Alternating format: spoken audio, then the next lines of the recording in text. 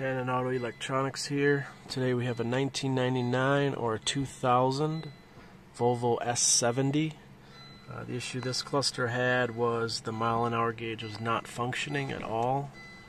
However, the trip meter and odometer would accumulate. So I'll show you the repair here.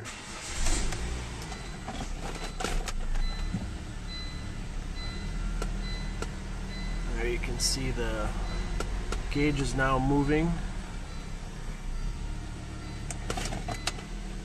Before it did not. So, in order to take this cluster out, unfortunately you have to take off the whole dash pad, which, a bunch of screws, but altogether it's not that difficult. So you'll need a T25, a flathead, and a 10mm socket. You'll have to take out the vents first. You'll see a T25 there, and there's one here once you remove this vent. There are two here, one and one.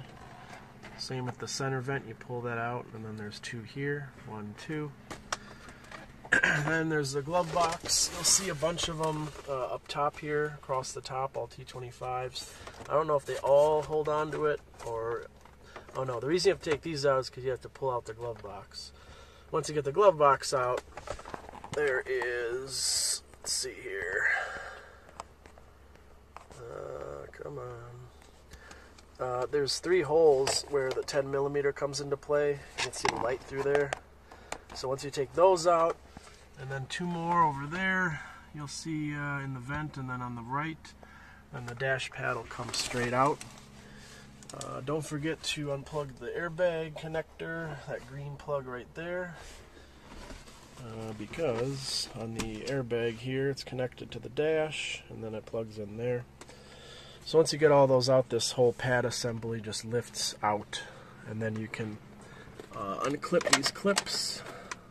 Very odd and interesting design here, but it is what it is. And then you can lift the cluster out from the back. Make sure all your connections are seated. I think this is the key, wireless key. It's a FCC ID module, so this has to have something to do with wireless. And then the connector over here. So that's how you remove it. It'll probably take you 30 minutes, maybe more. I mean, if you don't know what you're doing or if it's the first time, but altogether not that bad. And then that's it. Installation's reverse removal. And I'd probably do this with the battery disconnected so you don't trigger any airbag lights or codes.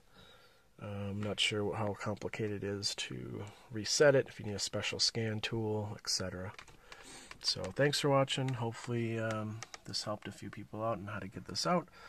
If you are experiencing this problem or any other issues with your Volvo, we do repair these, and then also the newer model 2000 to 2005 or 6 or so, all the S series, the V, XC, all those with intermittent power issues.